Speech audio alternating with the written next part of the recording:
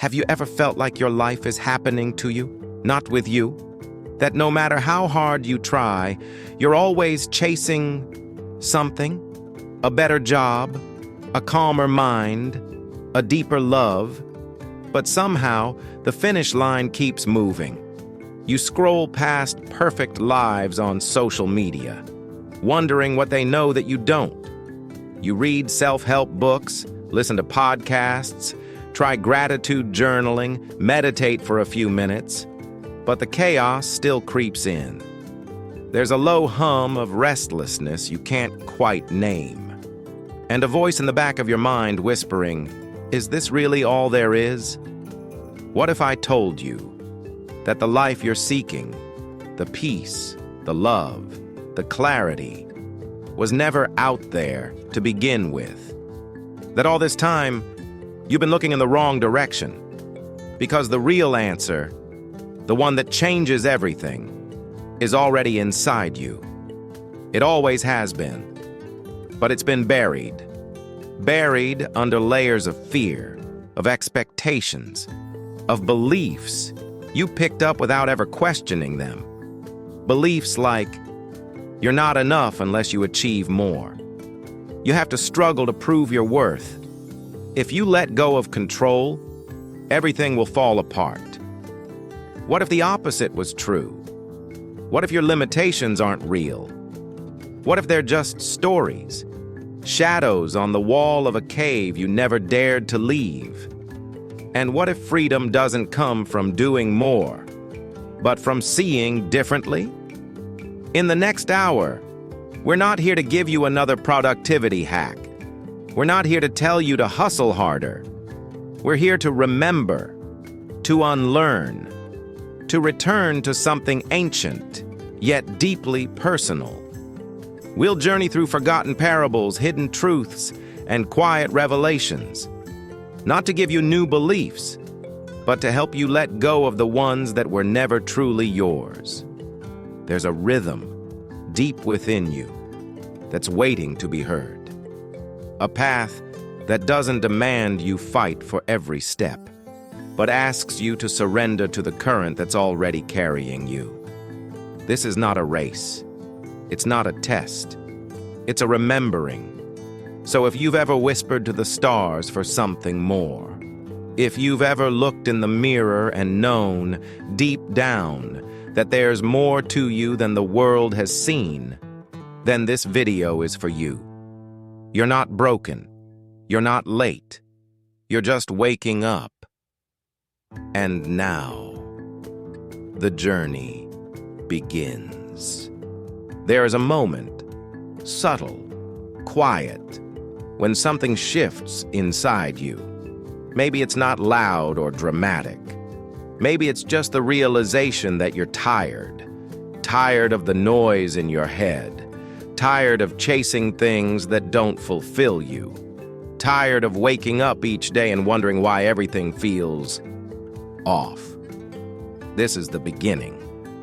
In the audiobook, we meet the image of the wanderer, trudging through life with chains on his wrists and ankles. He's exhausted, defeated, bound. But then one day he notices something miraculous. The chains were never locked. He removes them, and in that moment, he realizes the truth. He was free all along. This story isn't just metaphorical, it's personal. Because those chains, you have them too. They show up in the way you talk to yourself, in the beliefs that whisper, "You're too late. You'll never be enough. You should have figured this out by now." But where did those voices come from? Did you choose them? Or did they slip into your mind unnoticed, passed down by parents, teachers, culture, trauma? Here's a truth that will sting before it liberates you. Most of what you believe about yourself is borrowed, inherited, unquestioned. The Stoics knew this. Epictetus said, "People are not disturbed by things, but by the views they take of them." And the law of attraction teaches us the same, from a different angle. Your perception shapes your vibration. Your vibration shapes your reality. When you believe you are trapped, your body contracts. When you believe you are limited, your world shrinks. And every time you repeat the story, I can't, I'm stuck, that's just who I am, you reinforce the illusion. But illusions dissolve in awareness. The moment you start noticing your thoughts, not judging, not analyzing, just watching, something powerful happens. You create space. Space between you and the thoughts. Space to ask, is this really true? Is this helping me? Who would I be without this belief? The law of attraction teaches that awareness is frequency. The moment you observe your fear, instead of being your fear, your vibration changes. And when your vibration changes, your reality shifts. But this awakening isn't just mental, it's energetic. When you start shedding old beliefs, your body feels it. Your chest opens, your breath deepens. You feel light, like you're no longer dragging your entire history behind you. To make this real, let's look at a modern example. A woman named Rachel had been trying to start her own wellness brand for years. She kept procrastinating, doubting herself. Her mind would say, "There are already too many people doing this. Why would anyone choose you?" She believed it, so she never launched. Until one day in therapy, she was asked a simple question, "Whose voice is that?" And she realized it was her father's voice, not hers. That belief wasn't truth. It was inherited fear. Rachel started questioning everything. She rewrote her narrative, realigned her energy, and finally launched. Now she runs a successful business not because she forced it, but because she freed herself. Sometimes all it takes is one question to break a lifelong chain. And here's a detail few people realize. The brain can't distinguish between a belief you chose and a belief you inherited. To your nervous system, both feel equally true, which is why awakening requires awareness, not effort. You don't fight the chain. You simply notice it and let it fall. So I'll leave you with this. What if the most powerful thing you can do this week is not to push harder, but to pause? To observe one belief you've never questioned. To whisper to yourself, maybe this story isn't mine. Maybe I can let it go. Because sometimes freedom doesn't begin with a leap. It begins with a breath. Have you ever tried to silence your mind only to find it gets louder? You sit down to meditate, seeking peace. And suddenly, every unfinished email, every awkward conversation from 10 years ago, and every fear about the future rushes in. It feels like the very act of trying to quiet down creates more noise. But what if you've been doing it backwards? In the audiobook, there's a story of a young monk named Kai, who thought silence was the absence of sound. So, he took a vow of silence. For years, he didn't speak, believing that by eliminating his voice, he would discover inner peace. But peace never came. Until one day, an elder monk told him something that changed everything. True silence is not the absence of sound. It's the presence of listening. That line changed my life. Because real silence isn't about what disappears. It's about what awakens when the noise passes. You are not your thoughts. You are the one hearing them. You are not the emotion. You are the presence feeling it. This shift in awareness is subtle, but it is the foundation of everything. Because the moment you stop trying to fight or fix your mind, and instead observe it, you find space, stillness, power. The law of attraction teaches that your dominant vibration shapes your external reality. But your vibration isn't just your mood, it's the result of your attention. Where attention goes, energy flows. And when your attention rests in the stillness behind the thought, you rise into a higher state of being. This is where Stoicism meets mysticism. The Stoics didn't meditate to escape life. They trained their minds to become unshakable in life, to see thoughts and emotions not as truths, but as data, as weather passing through the sky of consciousness. Modern neuroscience agrees. There's a concept called meta-awareness, the ability to notice your own thoughts as they arise rather than being lost inside them. People who cultivate meta-awareness have lower stress, stronger resilience, and deeper creativity. Why? Because they're not slaves to their mental chatter. They are the silent witness. Let me tell you about Ethan. Ethan was a startup founder, constantly stressed and reactive. One day, during a silent retreat, he was introduced to the practice of noting, observing each thought as it arose and simply labeling it: fear, planning, judgment. At first, he hated it. He wanted techniques to control his mind, not just watch it. But after a few days, something shifted. He realized, I am not these thoughts. I'm the one seeing them. From that point on, Ethan changed. He became less reactive in business, more present in relationships, more connected to his creative instincts. Not because he forced change, but because he stopped being lost in noise. Here's a curious fact. Your heart emits an electromagnetic field stronger than your brain's, and it syncs with your emotional state. When you're in a state of observation, heart coherence increases. This isn't poetry. It's physics. Your body feels the difference when you shift from identification to observation. So how do you begin? Start with something incredibly simple. Right now, pause. Notice the next thought that arises. Don't push it away. Don't chase it.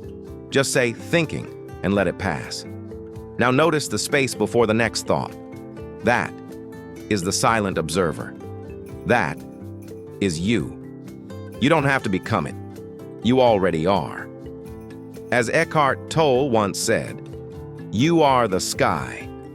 The thoughts are the weather. And when you identify with the sky, you stop fearing the storm. So next time your mind races, next time the fear returns, the doubt screams, or the past replays, don't resist. Don't fight. Just listen, observe, return. Not to control the mind, but to remember, I am not this thought. I am the presence behind it. Because once you hear the silence beneath the noise, you can never forget it. There's something uniquely painful about realizing that the prison you're trapped in was built with your own hands. Not consciously.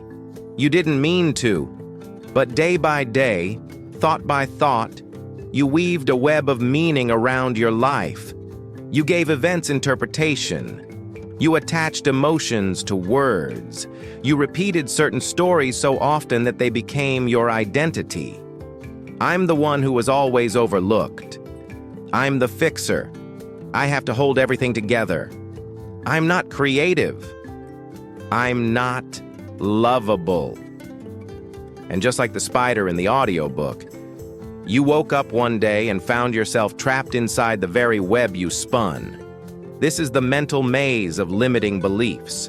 They don't scream. They don't feel dramatic. They whisper. They settle. They harden. And the worst part? They feel familiar. They feel like you. But here's the truth. You are not the story. You are the awareness beneath the story. Let's take a real example. A man named Luis believed he wasn't smart enough for success.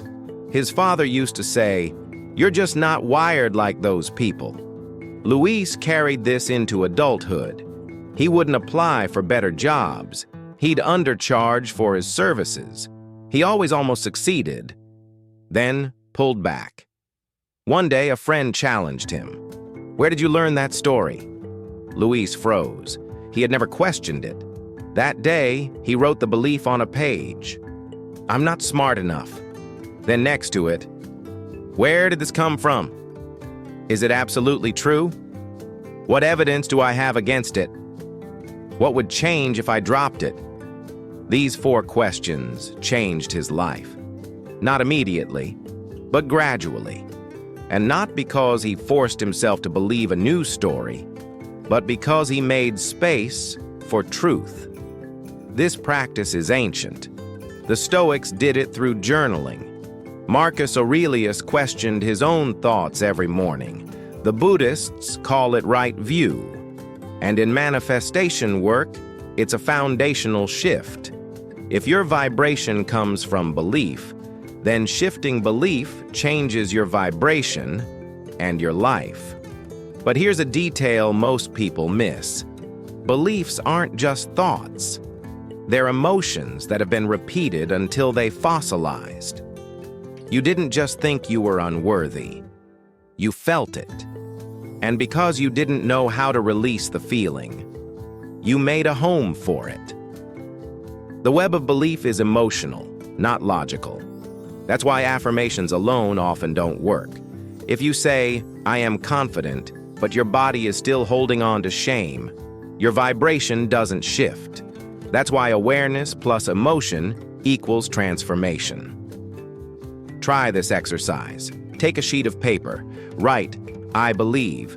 Complete the sentence over and over without thinking. Let the subconscious speak. Then pick one belief that feels heavy. Breathe into it.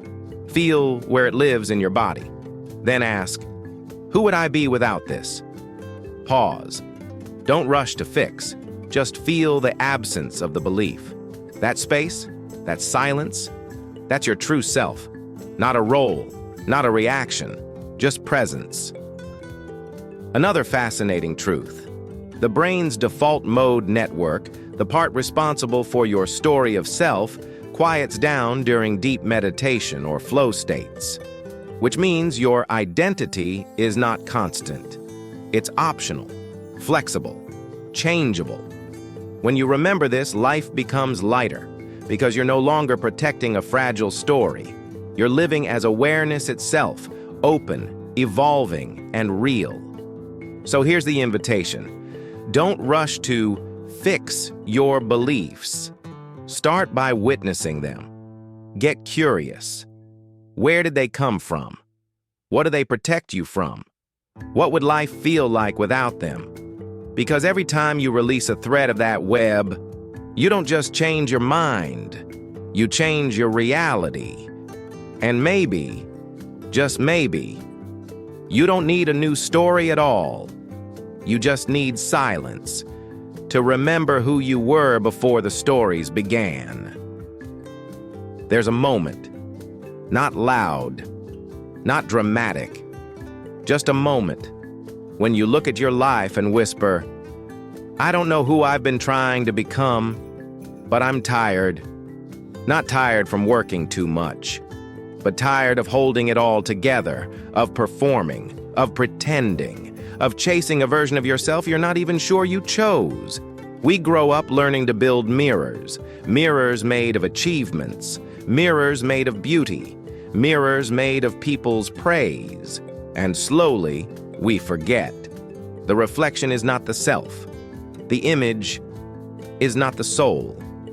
The audiobook tells of a room with no doors, a place where a traveler wandered for years, polishing the walls. He thought it was a house of truth, but the walls were mirrors. And every time he touched one, he only met his own fear, dressed up in different faces. One day, exhausted, he sat down and stopped polishing. And in the stillness, he saw it, a crack in the mirror, a shimmer of light behind the glass, not something to fix, but something to follow. That's how illusions break, not with force, but with softness. We think awakening is a lightning bolt. Sometimes it's just a sigh, a breath, a pause where you finally admit, Maybe I don't need to keep proving I exist, because you already do, because you always did. We spend so long trying to earn our way into belonging, into success, into worthiness. But what if none of that was ever missing? What if you're not broken, just buried? Jenna from the audiobook was always put together. The kind of person who never forgot birthdays, who excelled at everything, who always smiled first.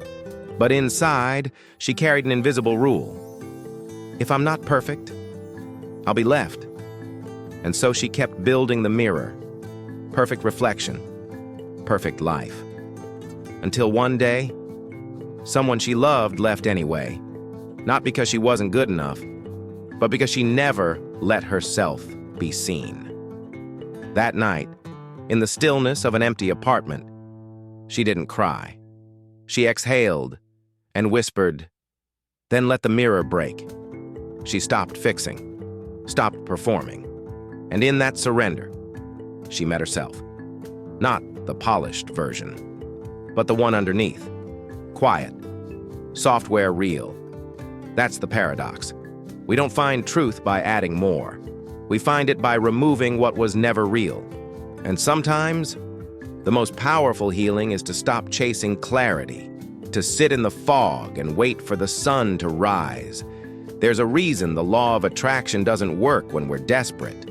Because desperation is a vibration of lack, of gripping, of fear. But letting go, letting the mirror soften, that's when reality begins to change. Not because we forced it, but because we finally aligned with what was always true. You are not the reflection. You are the light behind the mirror. So here's a gentle practice. Close your eyes. Imagine all the roles you've played. The achiever, the caretaker, the quiet one, the brave one. See them like masks, gently resting in your hands. Now picture a mirror in front of you. Foggy, smudged, tired. Raise your breath like a breeze. Exhale, and watch as the fog clears.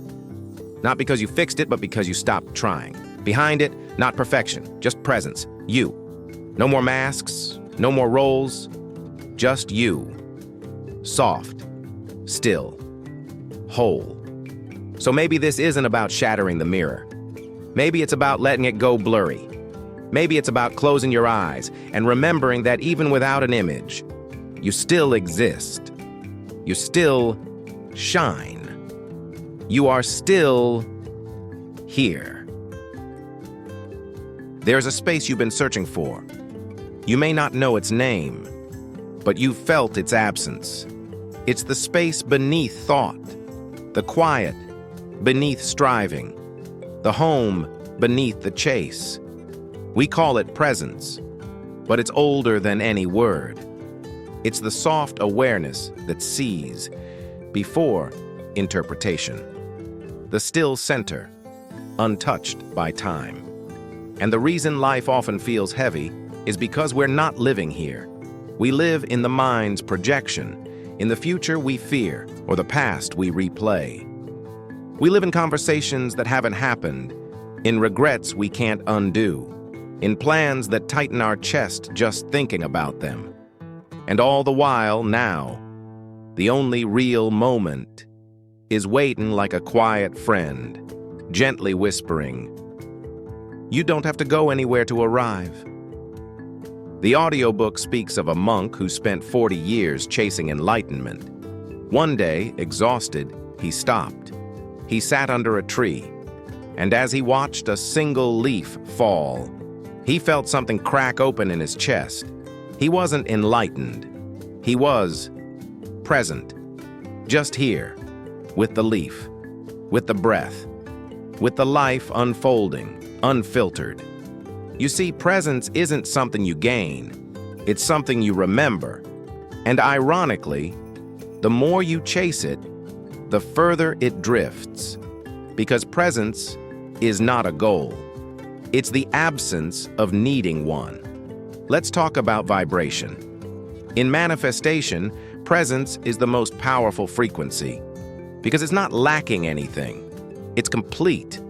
When you're present, you're not in resistance. You're not in fear. You're not trying to manipulate life. You are available. Available for magic, for guidance, for connection, for truth. And the Stoics knew this too. Marcus Aurelius wrote, "Confine yourself to the present. It is the only time you truly possess." They understood what we forget in modern chaos, that the deepest wisdom is often found in the simplest presence. But here's the trap. We think presence has to be peaceful. It doesn't. Presence can hold chaos. It can hold grief. It can sit with anger without flinching. Presence is not perfection. It's intimacy with reality. One of the most powerful modern practices for presence is this: stop what you're doing. Close your eyes. Feel the soles of your feet.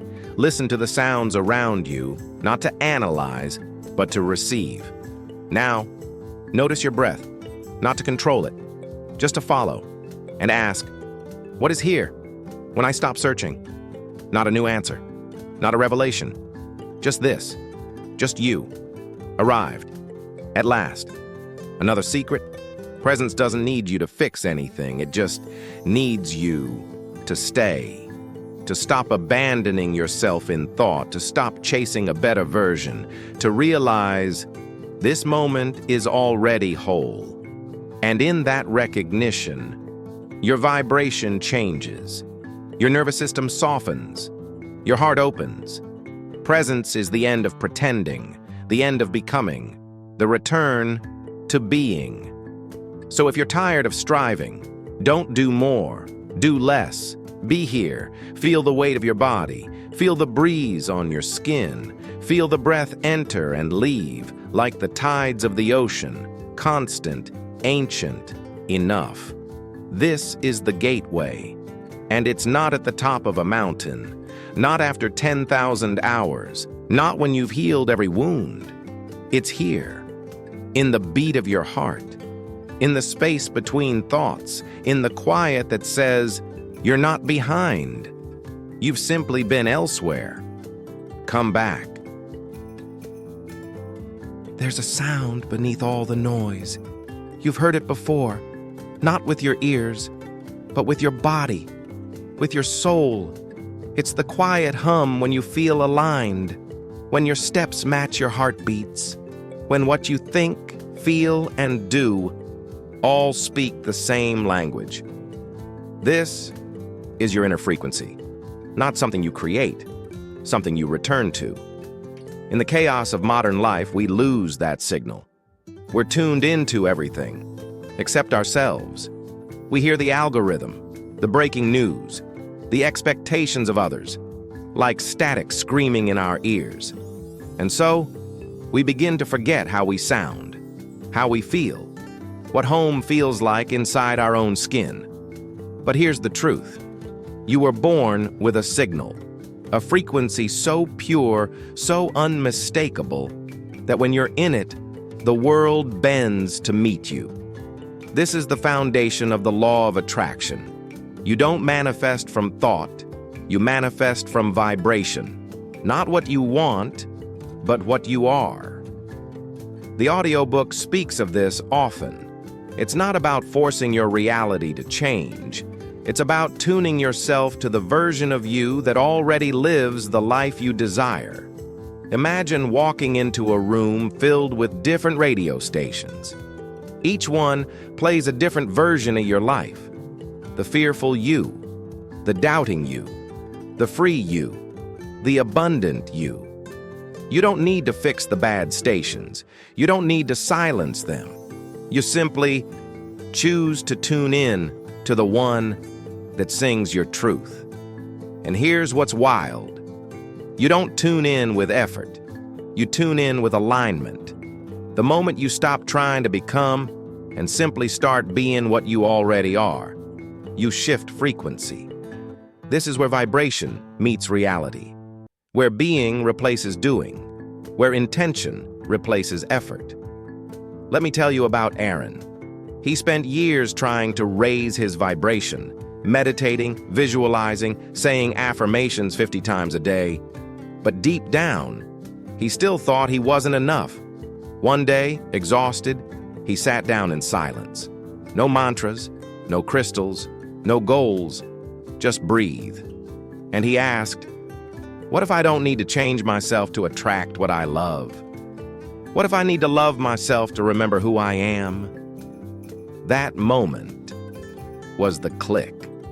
The tuning fork inside him resonated again. He cried, not from sadness, but from finally feeling home inside his body. That's vibration, not hype, not performance.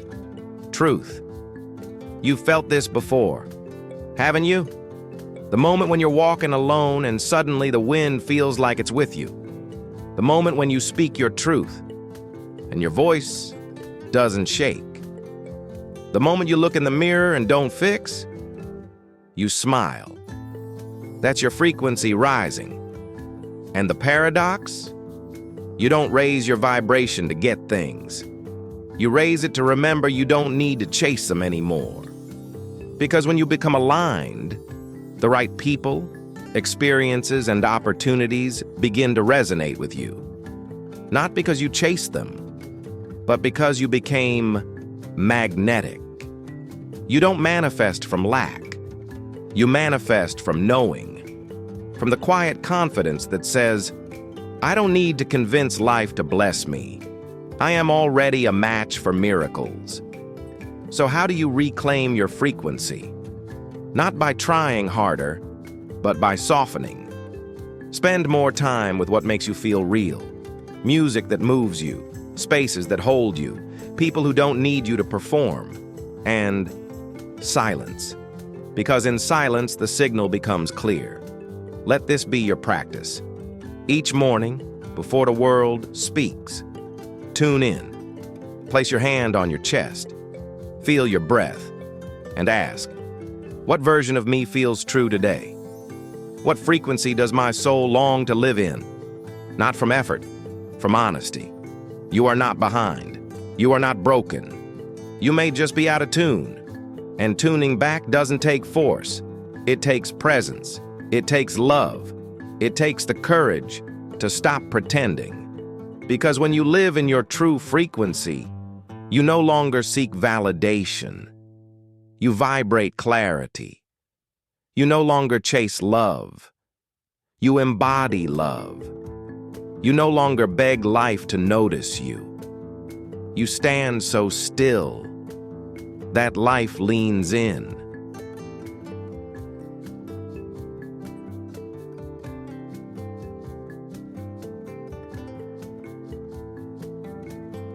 In the heart of a quiet forest, an ancient oak tree stood tall. Each year, its leaves would change color and fall, surrendering to the rhythm of the seasons. Unlike the younger trees around it that clung tightly to their dying leaves, the old oak had learned the wisdom of letting go. It understood that by shedding the old, it made room for the new. We too, like that oak, carry within us countless leaves, attachments, fears, beliefs, and expectations, many of which no longer serve us. And yet, we hold on. We grip so tightly to what's familiar, even when it burdens us because we are afraid of the space it will leave behind. But that space is sacred. It's the very space in which transformation takes root. The philosophy of release. Letting go is not about loss. It's about renewal. It's not a defeat, but a conscious decision to no longer carry what weighs us down. In Stoicism, Epictetus said, "Freedom is the only worthy goal in life. It is won by disregarding things that lie beyond our control." We suffer most when we confuse our identity with the things we've outgrown. The law of attraction teaches that we attract not what we desire, but what we are in alignment with. Holding on to outdated beliefs or emotional pain lowers our vibrational frequency. Letting go creates space for alignment, for love, abundance, peace to flow in. Just like an overloaded boat must be emptied before it can glide smoothly, our inner vessel must be cleared of its past before it can sail toward its future. Modern-day example, the career that no longer fits. Consider Sarah, a high-performing professional in the corporate world. She had the title, the salary, the success. But each morning she felt like she was putting on armor, playing a role that drained her. The job no longer matched her values or spirit, yet the fear of leaving it paralyzed her. Who would she be without the title? Without the steady paycheck? It wasn't until her body began manifesting chronic fatigue and anxiety that she paused long enough to ask, "Is this truly serving me?" Slowly, she began peeling back the layers of obligation and fear. She downsized her lifestyle, explored her creativity, and eventually transitioned into coaching and wellness, a field that ignited her. In letting go, she didn't lose herself. She found a more authentic version, a detail you might not know. Neuroscience supports this process. When we hold on to emotional experiences or beliefs, even unconsciously, our brain keeps looping them through the amygdala, the center of fear. But studies show that when we consciously decide to release, even symbolically, the brain begins rewiring toward resilience. Rituals like writing a belief on paper and burning it, or speaking it aloud and declaring release, help initiate this neurological shift. The gentle ritual of release. To practice this art of letting go, you don't need dramatic gestures. Find a quiet place, hold a stone or leaf in your hand, name, out loud or silently, the thing you're ready to release. A fear, a past hurt, a limiting belief. Then place it down, or release it into the wind or a body of water with gratitude for what it taught you. Remember, letting go is not rejection. It's graduation. It means you've learned the lesson, and it's time to evolve. A final reflection. What are you still holding on to that no longer feels alive in your hands? What belief, relationship, or role have you outgrown, but still carry out of habit or fear? What if that very weight is what's keeping your wings tied? The tree lets go of its leaves not with sorrow, but with grace. It trusts in the return of spring. So can you. There's a silent frequency woven into the fabric of this universe, not one that you can hear with your ears, but one your spirit can feel. It hums softly when you are in alignment, and goes quiet when you're out of tune. This is the frequency of abundance. To align with it is not to chase, not to strive, not to struggle, but to become it. You've heard it before. What you seek is seeking you.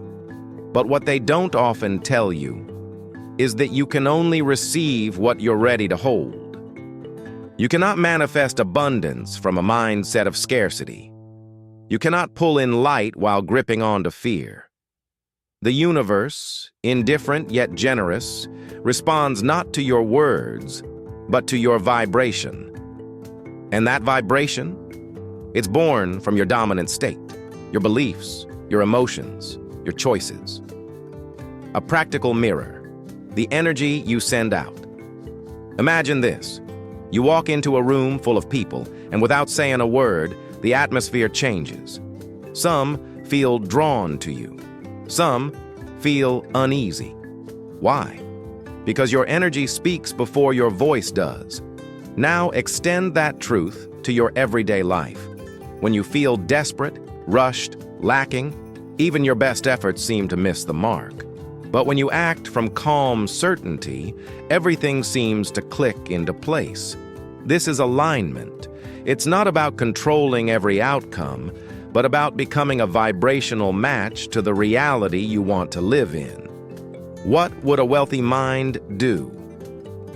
Let's say you want financial freedom, but every time a bill shows up, you flinch. Every time you spend, your body tenses. You keep saying, "I want abundance," but you live in the frequency of fear and control.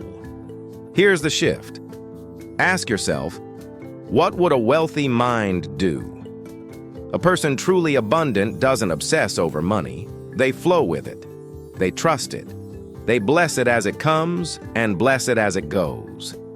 This is not blind optimism. It's spiritual strategy.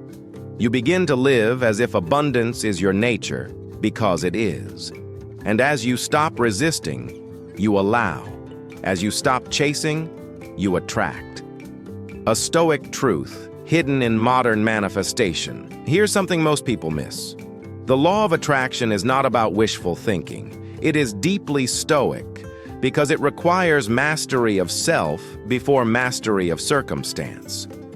Epictetus once said, "Wealth consists not in having great possessions, but in having few wants."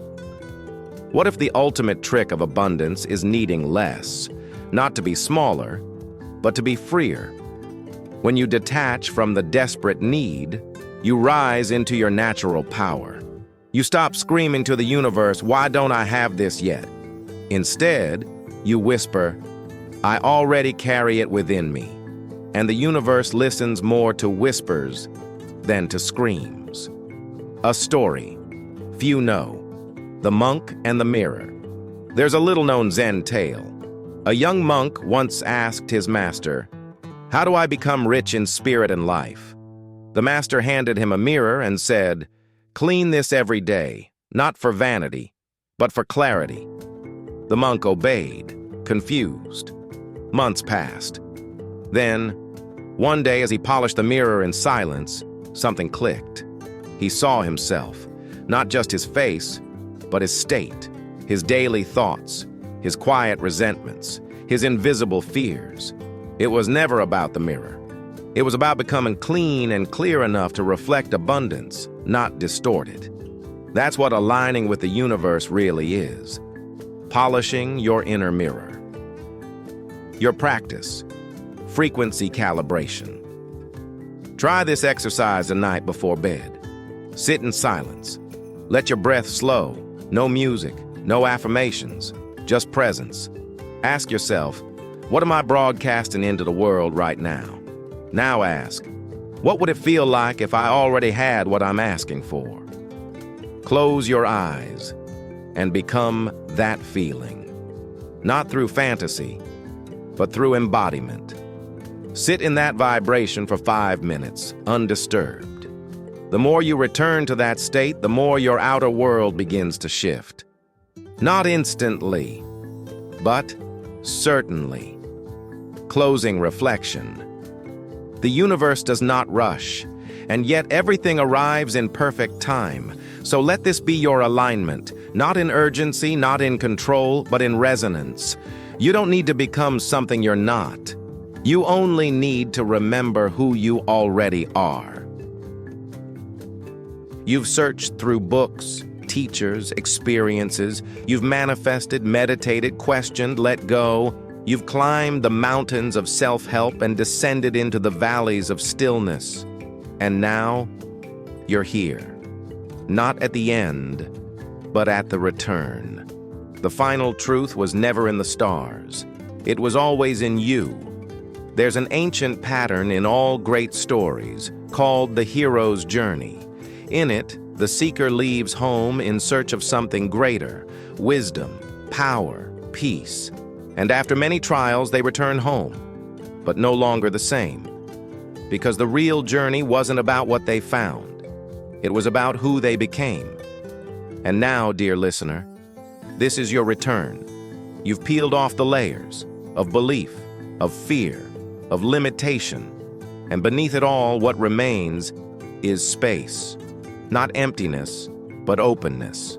A fertile void. A stillness that doesn't ache to be filled. A self that no longer needs to prove or fix or strive. You no longer ask, What can I get from the world? But instead, what can I radiate into it? And that is the sign of true alignment, of embodiment, of arriving. A modern reflection, the minimalist who found everything. Let's look at Daniel, once a CEO in a high-rise office, a man whose calendar was booked, whose phone never stopped ringing. Success? Yes. Fulfillment? Not quite. After a burnout and health scare, he sold everything. Bought a tiny cabin in the woods. For 6 months, he did nothing.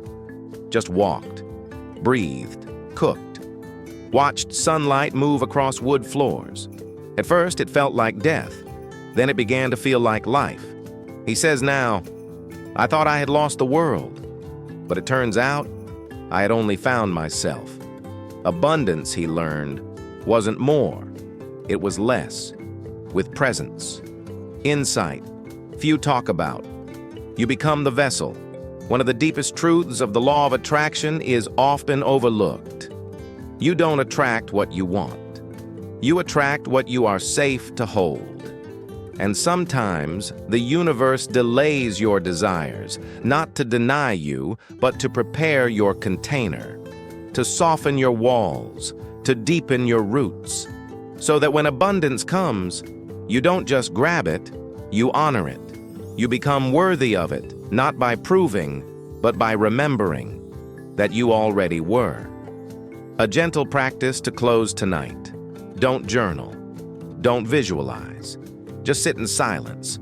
Breathe slowly. Place one hand on your heart, one on your belly. Whisper this: I am no longer searching. I am remembering. And I am becoming the space I once longed for. Let that be enough. Closing thought. Stillness is not a lack. It is a presence. Abundance is not a prize. It is your natural state. And this life, this now, this breath, is not something to fix. It is something to feel. So here, at the end of the journey, you begin again. Not as the seeker, but as the space. Welcome home. Imagine living one day without striving, without controlling, without fixing anything. Just being, just feeling, just becoming the space where life naturally flows through you. You are not here to chase. You are here to radiate, not to prove, but to remember, not to grip, but to allow. So as you return to your life after this video, don't rush, don't reach, just rest inside your own frequency. And ask yourself gently, what kind of life do I choose from here? If this message stirred something quiet inside you, drop one sentence in the comments. The universe will read it. Until then, walk gently. You are already everything you were looking for.